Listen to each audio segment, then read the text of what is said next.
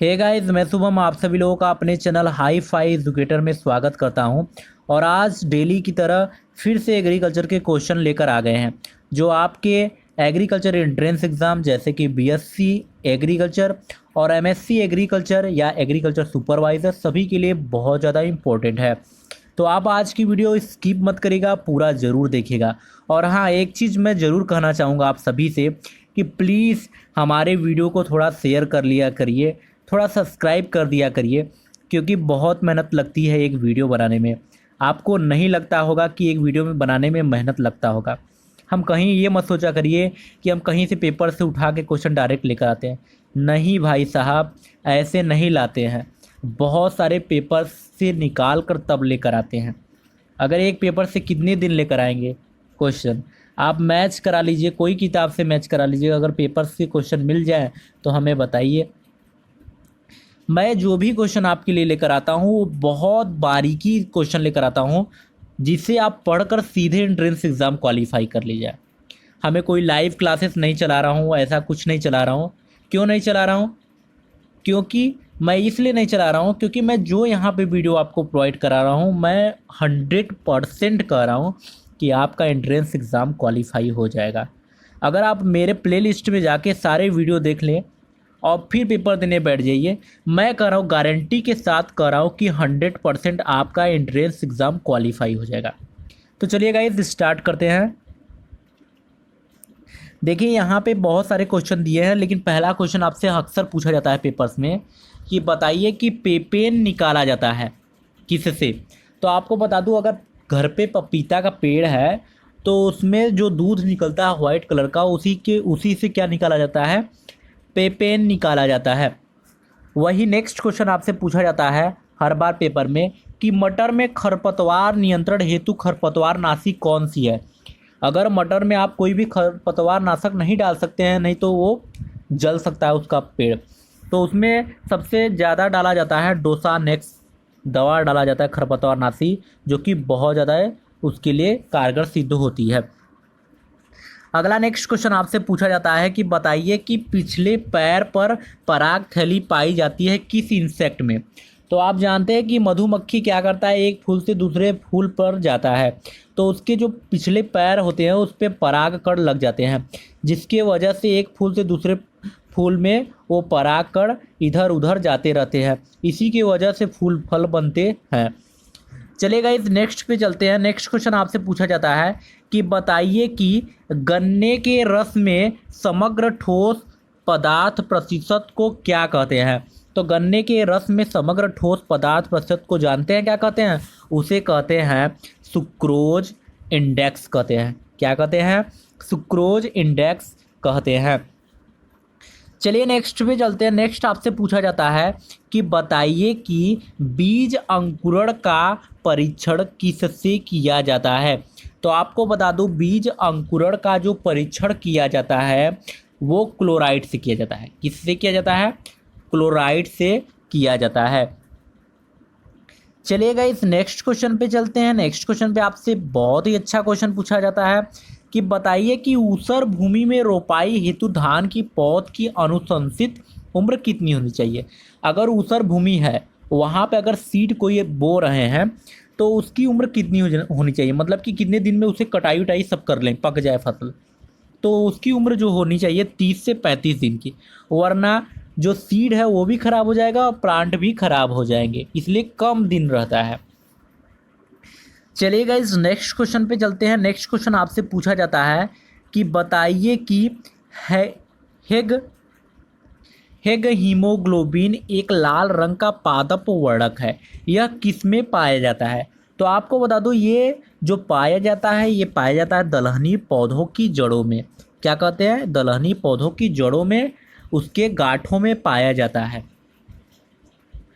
अगला next question आपसे पूछा जाता है और बहुत ही अच्छा क्वेश्चन पूछा जाता है कि बताइए कि भारतवर्ष में फसल उत्पादन के लिए उपलब्ध कुल भूमि क्षेत्रफल कितनी है।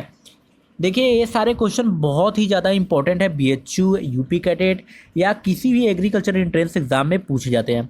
तो भारत में फसल उत्पादन के लिए उपलब्ध कुल भूमि क्षेत्रफल कितनी है? तो वो है 142 मिलियन हेक्टेयर। कितना है? 142 मिलियन हेक्टेयर। चलिएगा इस नेक्स्ट क्वेश्चन पे चलते हैं। नेक्स्ट क्वेश्चन में आपसे बहुत ही अच्छा क्वेश्चन पूछा जाता है कि बताइए कि फसलों द्वारा उपयोग की गई जल की मात्रा तथा खेत में दी गई जल की मात्रा के अनुपात को क्या कहते हैं? तो दोनों के जो अनुपात होते हैं उसे हमेशा यही कहेंगे क्षेत्र सिंचाई क्षमता। क्या कहेंगे? क्षेत्र सिंचाई क्षमता कहेंगे। नेक्स्ट क्वेश्चन है, पूछा जाता है आपसे कि बताइए कि काली सरसों जिसे स्थानीय रूप में बनारसी या राई कहते हैं, राई को सरसों ही कहा जाता है, ये गांव के लैंग्वेज में राई भी कहते हैं उसे, तो बनारसी राई कहते हैं, ये किस समूह की है? तो आपको बता दूं ये जो समूह की है वो है ब्रासिका नाइग्रा समूह की है। नेक्स्ट क्वेश्चन पे चलते हैं गाइस। पूछा जाता है आपसे बहुत ही अच्छा क्वेश्चन कि भारतवर्ष में इस समय शस्य गहनता कितनी है? तो भारतवर्ष में इस समय जो शस्य गहनता है वह 136% है। कितना है? 136%। चलिए गाइस नेक्स्ट क्वेश्चन पे चलते हैं। आपसे नेक्स्ट क्वेश्चन में पूछा जाता है कि बताइए कि मक्के के लिए खरपतवारनाशी कौन सा है? तो आपको बता दूं मक्के के लिए जो खरपतवारनाशी है वो पेंडिमेथालिन है। क्या है? पेंडिमेथालिन है। चलिए गाइस नेक्स्ट क्वेश्चन पे चलते हैं। पूछा जाता है आपसे बहुत ही मज़ेदार क्वेश्चन जो आपको फंसा सकता है पेपर में। पूछा जाता है कि जिंक सल्फेट को किसमें नहीं मिलाना चाहिए? ये सबसे अच्छा क्वेश्चन है। तो जिंक सल्फेट को जानते हैं किसमें नहीं मिलाना चाहिए? डीएपी के साथ कभी नहीं मिलाना चाहिए। चलिए गाइस नेक्स्ट क्वेश्चन पे चलते हैं और आपको बताते हैं। तो नेक्स्ट क्वेश्चन में बहुत ही अच्छा क्वेश्चन है और ये आपके लिए बहुत ही इम्पोर्टेंट है। पूछा जाता है आपसे कि गरीबों में, इकोनॉमिक्स से क्वेश्चन है, गरीबों में सबसे गरीब का चुनाव तरीका। ये एक तरीका है गरीबों में सबसे गरीब का चुनाव। तो कौन सा तरीका है? ये किस योजना के अंतर्गत आती है? तो ये योजना के अंतर्गत आती है, जवाहर रोजगार योजना के अंतर्गत आती है। चलिए गाइस नेक्स्ट क्वेश्चन पे चलते हैं। नेक्स्ट क्वेश्चन आपसे पूछा जाता है कि बताइए कि प्रकाश संवेदनहीन फसल है। तो प्रकाश संवेदनहीन जो फसल है वो है मूंग। क्या है? मूंग है। चलिए गाइस नेक्स्ट क्वेश्चन पे चलते हैं। नेक्स्ट क्वेश्चन में आपसे पूछा जाता है कि बताइए कि सबसे पहले पकने वाली अरहर की किस्म कौन सी है? तो सबसे पहले जो पकने वाली अरहर की किस्म है वो है प्रभात। क्या है? प्रभात है। चलिए गाइस नेक्स्ट क्वेश्चन पे चलते हैं। पूछा जाता है आपसे कि बताइए कि चपाती वाली, चपाती जो खाते हैं आप रोटी, उसे चपाती वाली रोटी कहा जाता है। ध्यान दीजिएगा, जो हम रोटी घर पे खाते हैं उसे चपाती वाली गेहूं कहते हैं। रोटी नहीं कहते हैं, गेहूं कहते हैं, ये ध्यान दीजिएगा। उसे बोया जाता है सबसे ज़्यादा भारतवर्ष में। तो चपाती वाले गेहूं में गुणसूत्रों की संख्या कितनी होती है? तो ध्यान दीजिएगा, चपाती वाले गेहूं में जो गुणसूत्र की संख्या होती है वो कितनी होती है? 42 होती है, मतलब कि 42। चलिए नेक्स्ट क्वेश्चन पे चलते हैं। नेक्स्ट क्वेश्चन में आपसे पूछा जाता है कि बताइए कि अच्छी जेली का टीएसएस का फुल फॉर्म भी पूछ सकता है, जिसका होता है टोटल सॉलिड और शुगर होता है। टोटल सॉलिड शुगर कितना होता है? तो बता दूं जो जेली होती है, अच्छी जेली होती है, उसका टोटल सॉलिड शुगर जो होता है वो कितना होता है? 70% होता है, और इससे अधिक भी हो सकता है, लेकिन 70% आपको लगाना है अगर पेपर में पूछा जाए।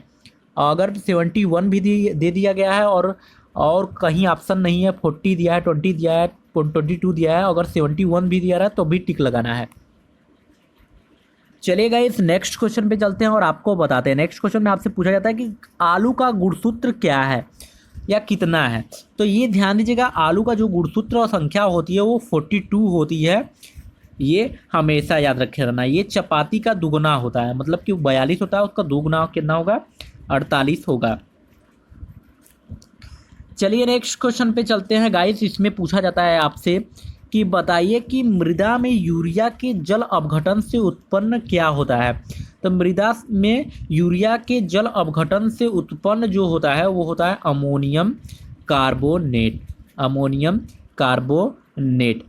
चलिए नेक्स्ट क्वेश्चन पे चलते हैं। पूछा जाता है कि बताइए कि वेजिटेबल फोर्सिंग क्या है। तो आपको बता दूं वेजिटेबल जो फोर्सिंग होती है वो बेमौसमी सब्जी का उत्पादन करना ही वेजिटेबल फोर्सिंग कहलाता है। नेक्स्ट क्वेश्चन पे चलते हैं। आपसे पूछा जाता है कि बताइए कि पालक में पाया जाने वाला अम्ल कौन सा है। तो आपको बता दूं जो पालक में पाए जाने वाला अम्ल होता है वो मौलिक अम्ल होता है और ये बहुत प्रभावी कार्बनिक अम्ल होता है। चलिए गाइस नेक्स्ट क्वेश्चन पे चलते हैं और बहुत ही अच्छा क्वेश्चन है। पूछा जाता है कि जिमी कंद को और किस नाम से जानते हैं। तो आपको बता दूं जिमी कंद को और एक नाम से जाना जाता है जिसे सूरन कहते हैं, जो ज़मीन में उगता है। और ज़मीन में तो सभी चीज़ उगते हैं, सॉरी, लेकिन सूरन आप देखे होंगे हल्का मिट्टी कलर का होता है। कई लोग उसे पसंद भी नहीं करते हैं और कई लोग त्योहारों पे बहुत अच्छे से खाते हैं। सो गाइस हम आज क्वेश्चन पूरा करा दिए हैं। इंपॉर्टेंट एक क्वेश्चन और आपको बताने जा रहा हूँ, उसको ध्यान दीजिएगा। आप अगर देखते होंगे कि फसल एक ज्वार की फसल होती है। किसकी? ज्वार की फसल होती है। अब पूछा आपसे ये जाता है कि ज्वार की फसल में HCN निकलता है। HCN जो गैस निकलता है वो जो निकलता है वो ज्वार की जड़ों से निकलती है। किसकी जड़ों से? ज्वार के प्लांट मतलब पौधों की जड़ों से निकलती है और ये एक जहरीली गैस है जो बहुत ज़्यादा इफेक्ट करती है। तो ध्यान दीजिएगा, पूछा जा सकता है कि ज्वार के फसल से कौन सी गैस निकलती है और कहाँ से निकलती है। तो आप बताएंगे ज्वार की फसल से HCN गैस निकलती है और वो जड़ों से उसके निकलती है। सो गाइस आज हमने आपको बहुत ज़्यादा और बहुत इम्पोर्टेंट क्वेश्चन करा दिए हैं। अब आपका फ़र्ज़ बनता है कि प्लीज़ आप चैनल को सब्सक्राइब कर दें और वीडियो को एक बार शेयर कर दें। बस आपसे यही निवेदन है। तो चलिए फिर मिलेंगे एक नेक्स्ट वीडियो में जिसमें हम आपको बहुत सारे इम्पोर्टेंट एग्रीकल्चर के क्वेश्चन कराएंगे। और एक अभी जी है जो हमें बार बार कमेंट्स कर रहे हैं कि सर हमें केमिस्ट्री के नोट्स प्रोवाइड करा दीजिए या PDF। तो आपके लिए मैं कल PDF प्रोवाइड कराऊंगा केमिस्ट्री के, जो आपके लिए बहुत ज़्यादा इम्पोर्टेंट रहेंगे। और फिलहाल आज नहीं करा पाए हैं इसलिए हम आपसे क्षमा चाहते हैं। तो चलिए गाइस फिर मिलेंगे एक नेक्स्ट वीडियो में, तब तक के लिए बहुत बहुत धन्यवाद और नमस्कार।